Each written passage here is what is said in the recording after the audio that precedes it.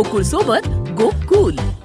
आगामी मान्सूनच्या पार्श्वभूमीवर जिल्ह्यात कोणतीही आपत्तीजन्य परिस्थिती उद्भवू नये आणि नागरिकांना तात्काळ आणि प्रभावी मदत मिळावी यासाठी जिल्हाधिकारी तृप्ती थोडमिसे यांनी मान्सूनपूर्व तयारीचा सविस्तर आढावा घेतला।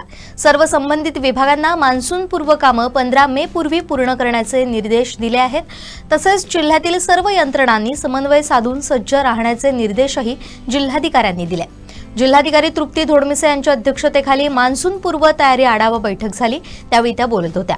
यावेळी जिल्हा परिषदेचे अध्यक्ष प्रमोद कामत, निवासी उपजिल्हाधिकारी मच्छिंद्र सुकटे, उपजिल्हाधिकारी प्रतिभा वराळे, पोलीस उपअधीक्षक श्वेता खाडे, जिल्हा आपत्ती व्यवस्थापन अधिकारी राजश्री सामंत तसेच महसूल, सार्वजनिक बांधकाम, जलसंपदा, आरोग्य, वीज वितरण, ग्रामविकास, नगर परिषद तसेच पोलीस विभाग यांचा सहभाग होता।